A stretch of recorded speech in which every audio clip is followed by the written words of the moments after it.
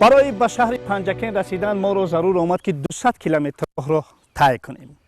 من سهرابشاه فرخشاه هستم و این برنامه فوتبال تاجیک است. ما به شهر پنجکین به خاطر این نکاس فعالیت دسته زرافشانی شهر پنجکین آمده ایم و چون همیشگی در این سفر مرا همکارم نورعلی خورکرف، نواربردار دوران خال و بدرالدین ولیف همراهی میکنند. و اولین تاثیراتی که برداشتیم از این موضوع این بود که خیلی منظره دلنشین رو دیدیم و البته آفتابی اندک سوزان. فکر میکنم که البته منظره های دلنشین شهر پنجکین برای ما کمک خواهند کرد، اما آفتابی سوزانی شهر پنجکین ما را خلل نخواهد رساند که برای شما یک برنامه دیدنی را پیشنهاد کنیم.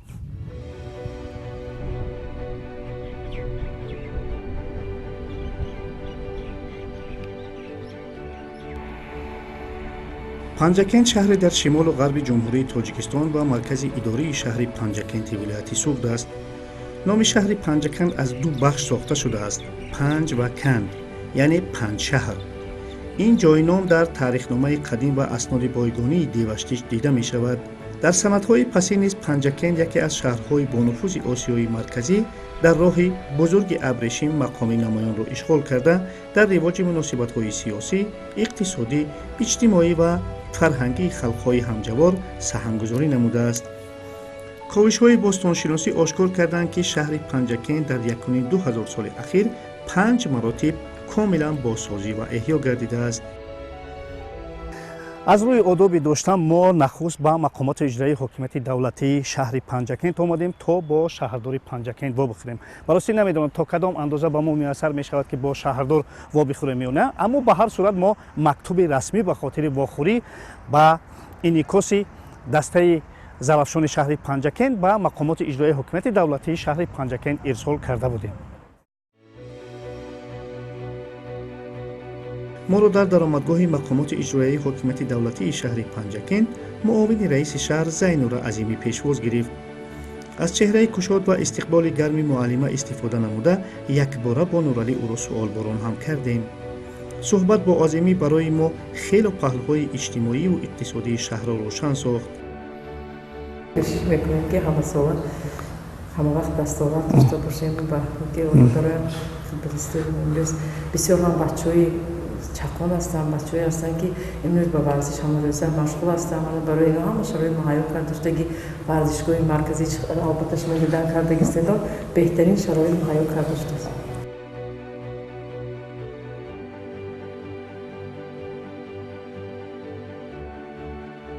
بعد از آنکه ما رو در مقامات اجرایی حکومت دولتی شهر پنجکین قبول کردن، ما رو به آسایشگاه قینر آوردن و باید بگوییم که این آسایشگاه خیلی آسایشگاه زمانوی است.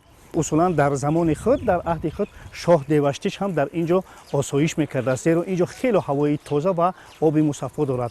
ما به اینجا آمدیم و اندک استراحت میکنیم تا ساعت 16 و در ساعت 16 ما رو دسته زرافشان در ورزشگاه مرکزی شهر پنجکین انتظار است. ما جابجا شدیم و حتی فرصت یافتیم که تا شروع وقت تمرین دسته زرافشان در تالار بستانسرا بین ژورنالیستان و نواربرداران گروه یک مسابقه ویژه بیلیارد تشکیل کنیم. در روز اول کاری ما تصمیم گرفتیم که از جایهای دیدنی شهر باستانی پنجکین دیدن کنیم و راهبلدمان جوان خیلی باسواد پنجکینتی منوچهر ما را به پایه هیکل شاه دیوشتیچ برد. سرچشمه ها گواه آنند که اسکندر مقدونی که در یک آن واحد سرزمین های آسیای مرکزی را ضبط کرده می آمد، محض در اینجا 3 سال درماند. مردم باننگ با ناموسی پنجکین دیار سرازم همیشه مرز بوم خود را حفظ میکردند. گواه از این گفته ها یک هیکل با شکوه شاه دیوشتیچ در یک گوشه شهر بنیاد شده است که این از قهرمانی و متانت مردم این سرزمین گواه است. و پنجکین آمده و سرازم را نادیده رفتن گناه کبیره است. ما از همین اندیشه ما را به زیارت این یادگاری قدیمه تاریخی برد. باستانشناسان در نزدیکی پنجکین شهرک سرازم را یافتند که در هزار ساله های 4 و 2 تا میلاد وجود داشته است.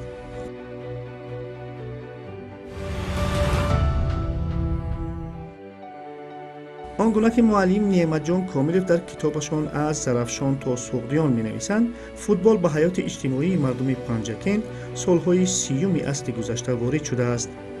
اولین فوتبالبازان پنجکندی علیبای جورایف، میربابا عطایف، فیض‌الله حاجیев، ولادیا سیتولوف، کاتاشا رحمی خدایف و برادران ولادیا و سانیا پاناماریف‌ها بودند. این شخصیت‌ها را اساسگزاران فوتبال پنجکند نامیدن ممکن است. دسته زرافشان 3 مراتب در چمپیونات وقت ولایت لنین‌آباد به گرفتن جام ولایت موفق شده. اینچنین سال 1963 در مسابقه بین المللی برای دریافت خوشه طلایی در شهر اسمالنسک به گرفتن مقام اول مشرف شده است.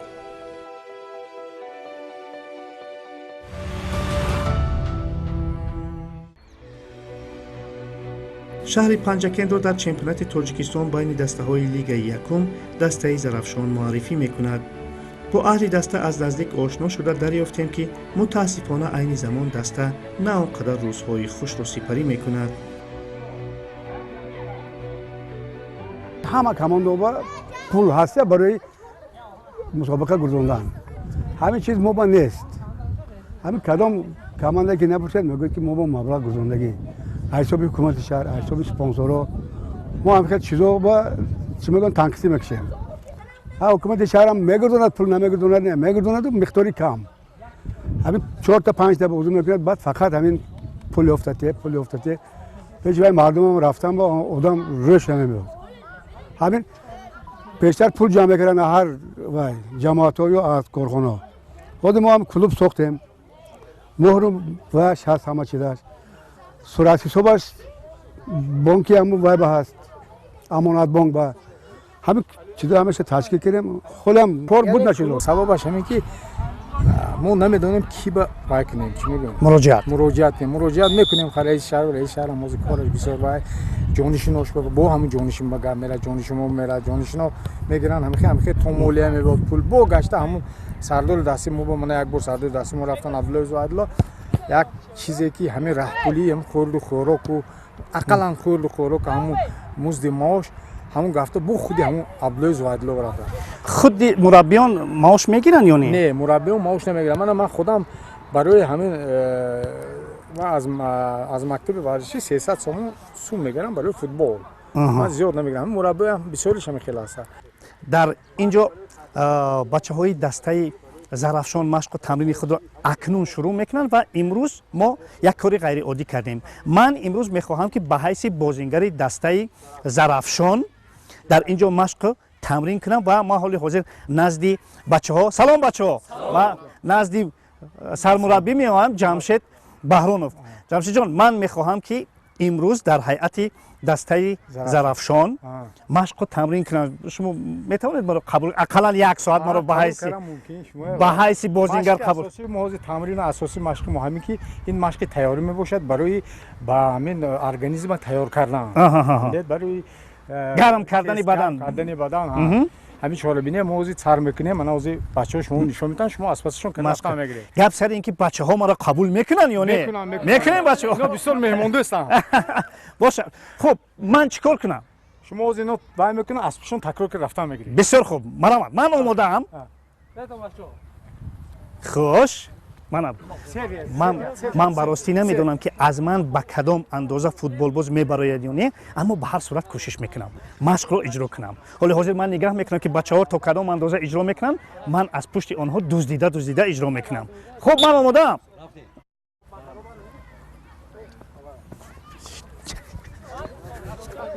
رفتیم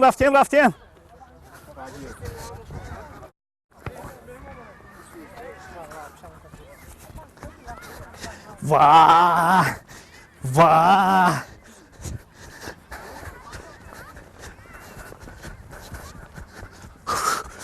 از حلقه ها هم گذاشتن در کار بود است در اینجا.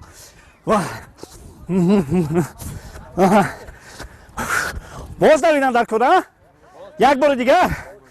وای این بچه ها که آب و تاب دارن کنیه کوبینیم یک بار دیگر.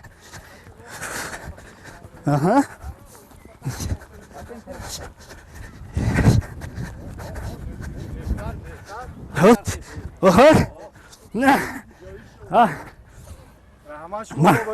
من توانستم یونه هزودش برآمدم یونه خوب این مشق برای چی است اصلا این مشق برای تیارشوی و برای کوردیناسیا برای تیزی حرکت تیز برای کوردیناسیا بازیگران که تیزتر همین با آماده باشن خوب بعد این مشق باز چی مشق است بعد این مشق ما کمتر با توپ کار میکنیم اساسی فوتبال این توپ است با توپ کار میکنیم بعد کوادرات های اسپانی رو میگذاریم و بعدش بازی های تکنیک تاکتیکی رو میمونه مالک مهارت بلندتر میکنیم که دسته همگی کار کنند یک جای اساسی فوتبال همین است بعد با برقرار شوی با کار میکنیم کمتر تمام جمشید جان در همین برگزار کردن همین تمرین ها شما رو کی کمک میکنه یا خودتان تنها میگذارید ما منو با منجا مربی بابای فوتبال هستن السلام جورابوف کمالدین هستن السلام کمالدین مربی های و با لیسنزادور کاتگادور اونجا عبدالله زویدالله هستن همینا من با یارو میکنن که بسیار خوب است همه این مشق رو خودتون میگذارید یا که اونها همون فیشنگوی الهیده همینو استانسیا رو تقسیم میکنیم مثلا زشتا الهیده پولو زشتا الهیده نیم حمایتگار دروازه‌بان با اونها که الهیده کار میکنیم بعد مشق قرار ساعت رفتن میکنیم بسیار خوب نباشد حالی من میخواستم که شما ادامه بدهید بعد ما ادامه صحبت رو در اینجا یک جای برگزار میکنیم خوب دوستان عزیز من یک مشق رو اجرا کردم براستی نمیدونم که حال حاضر دویم مشق رو میتوانم یا نه اما به هر صورت کوشش میکنم مشق با توپ حال حاضر من یک مراتب میبینم حال حاضر بچه ها در گوشه های الهیده ورزشگاه میدان اینجا سکنجه های اسپانی و بریتانی رو اجرا کرده ایستادن یک نفر در داخل است و سه نفر دیگر توپ را به یکدیگر میدهند من حال حاضر نقش همون نفر رو اجرا میکنم که در داخل همین سکنجه ایستاده است آیا با من میسر میشود که توپ را بگیرم یا نه حال حاضر میبینیم یک جای رفتیم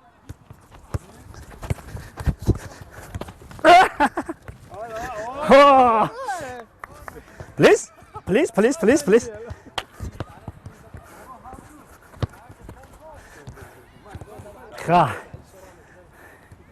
ادامه میدهیم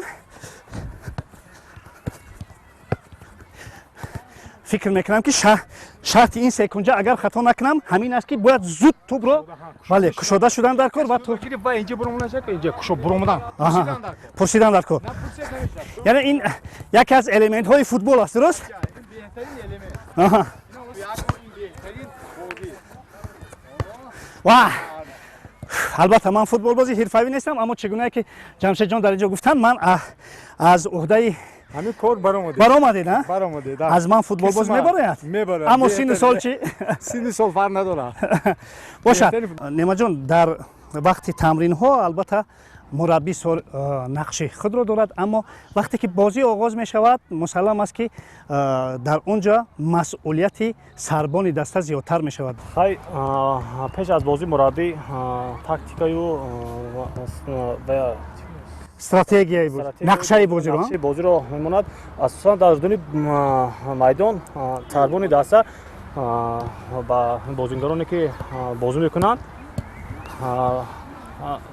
راهبری میکنند خوب باندیشه شما همین سربان دسته در خط محافظت باشد قلایتر است راهبری کردن بچه ها یا که در خط نیم محافظه یا که در خط هجوم یا در خط دروازه اساسا با فکر من در خط دروازه باشد آسان‌تر چرا برای آنکه دروازه‌بان همه جای میدان رو می‌بیند تمام همین بازیگران تمام جای میدان رو با پورگی می‌بیند و گپ نمی‌تواند با همه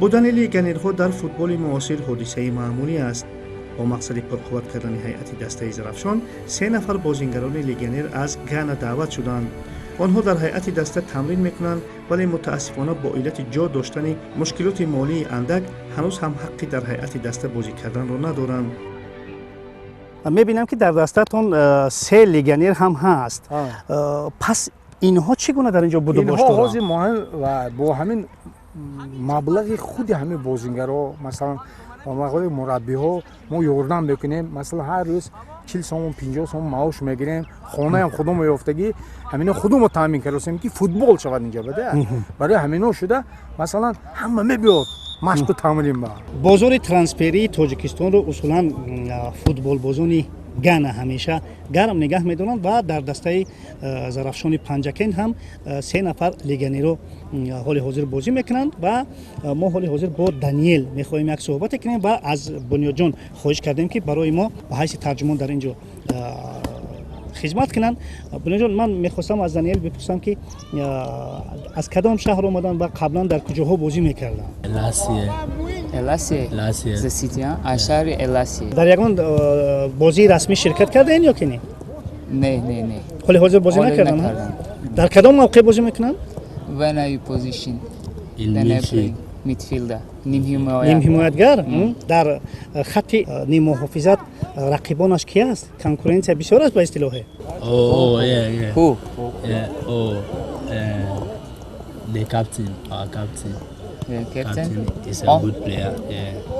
مگر که در دسته ما کانکورنتی بود تنها کاپیتان دسته نیما جان برای که خیلی خوب بود برای شما موفقیت. Thank you very much. دانیل رحمتی کلام با زبان تاجیکی هم میدونید؟ خیلی خوب با ما عادت کرده ایستاده است. یگان کلمه دیگر رو میدونید؟ کم کدام کلمه؟ زور اباچه زور اباچه اکا در بازی در همون مشق‌ها همین چیزا رو استفاده میکنن اباچه زور بسیاری وقت Thank you. قابل قید است که قریب تمام بازیگران هیئت حاضره دسته بچه‌های محلی دستپروران مکتب فوتبال شهری پنجاکент هستند. از تلاش و کوشش‌های آنها معلوم می‌شود که در صورت دستگیری یافتن می‌توانند فوتبال این شهر را به جایگاهی بالاتری برسانند. همین جوانایی که حاضر می‌بینید همشون همین مکتب ورزشی همین زرافشان رو گذاشته ستان در همین سن خردسالی همین خیلی که می‌بینید در همین دسته زرافشان تمرین می‌کنند.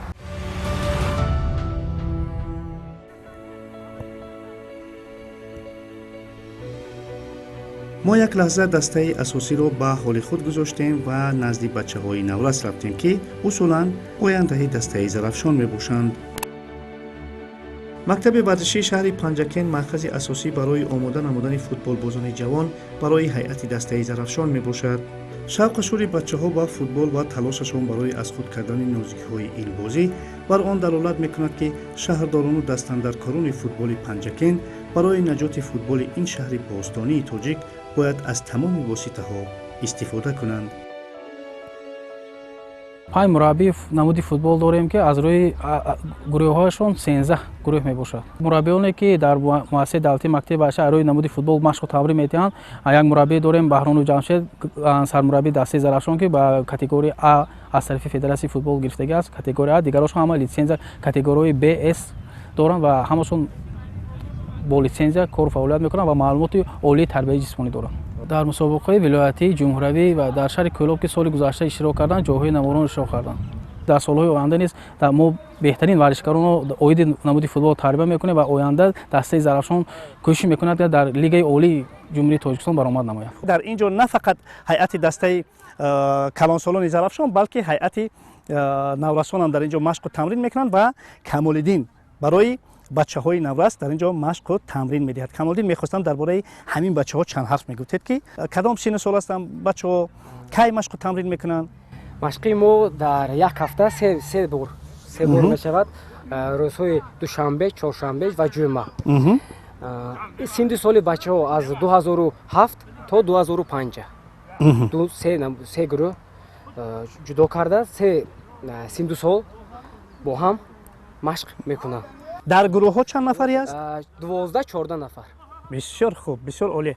خوب کمال‌الدین، ما برای بچه‌ها با نورالی یک توپ آوردیم، یک توفه، چون انعنه فوتبال تاجیک.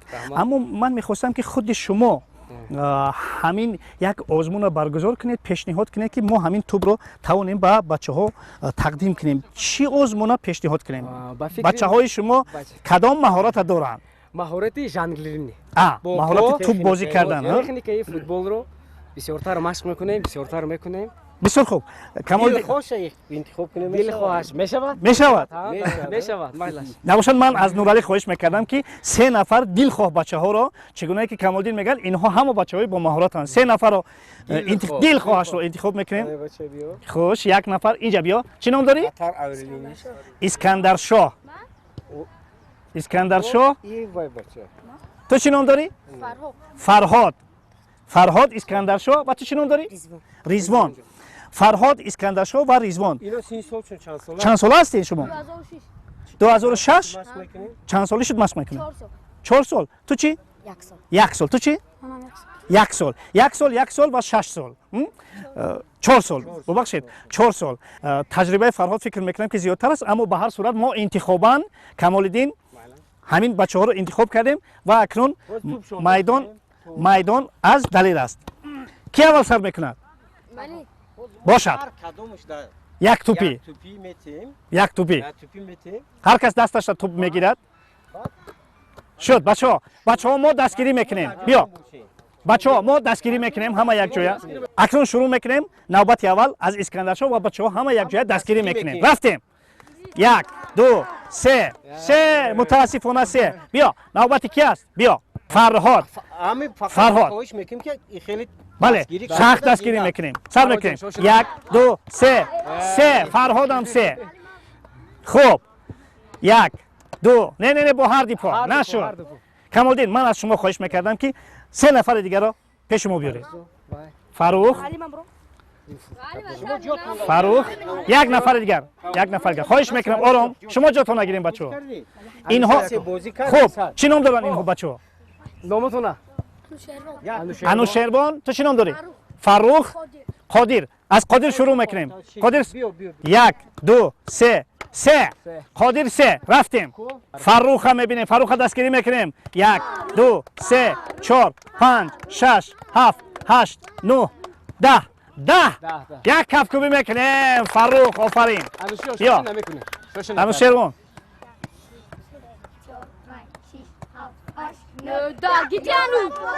13 کفکوبی میکنیم بیا اینجا چی نام داشتی انوشیروان در صنف چندم میخونی در صنف پنجم میخونی چند سال شد که مشق میکنی 7 سال همین فوتبال کجاش تو معقول است من جایی که من گل میزنه تمام خیلی معقول در یگان مسابقه اشتراک کردی یا نشدیم؟ نه هنوز اشتراک نکردی برای تو در فوتبال کانون موفقیت انوشیروان من این توپ برای تو قرصک میزنیم با افتخاری غالبی این آزمون من خواهش میکنم که با بچه ها یک جایه با این توپ بازی میکنه خوب برای شما موفقیت بچه ها در فوتبال پنجکین مشکلی های زیادی وجود دارند که تا آنها به طور دست جمعانه برطرف نشوند پیشروی نظررسی نخواهد شد.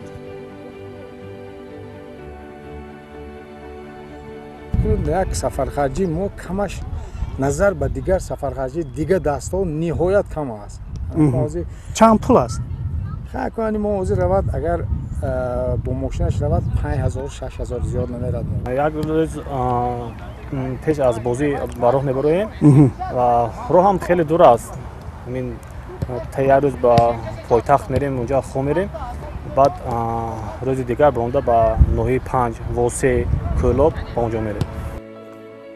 با خلاصه‌گیری از وضع فعلی میتوان گفت که فوتبال در پنجکین تنها با ابتکار و دستگیری انا همین بچه ها تا حال زنده است و بس. راهبریت در نزد شما یگان وظیفه گذاشته است که این موسم چگونه انجام کنید در جای سوم چهارم دهم اینا حالی وظیفه خودشان را نمیدونند. پس این فوتبال در ظرفشان چگونه فوتبال است که مثلا راهبریت نخواهند و مثلا دیگران نخواهند این چی فوتبال است در اینجا نفهمیدم. اكو این فوتبال من همین اوزی در خودی اكو تو اینجا ووتا عینه زیاد از 300,000 اهالی است. خودی پنجکین 300 تگین از همین همخیل اینجا علمای نقض داریم بسیار مربیای نقض داریم حساب کرده بودن قریب 42,000 تا مخلص فوتبال بودن بسیار مخلص پیش بسیار می آمدن از سببی که همین سوس روز برای سوس شده است. همین شما اگه بچه‌تون نظر نکنید فرزندتون و شما پگو نظر نمیکنه. بله بله فرزند ё филип дед ё алонет ва рӯ мегардонад шумо. Ҷамшидҷон, илтимос ки ҳамин роҳбарони мо ёрдам кунанд мо ба яксуми агар мо ба ҳамин халқи мо яксуми ҷамъ кунем 300 000 кути мо худо хоҳад ҳамки кӯшиш мекунем ки нафтем.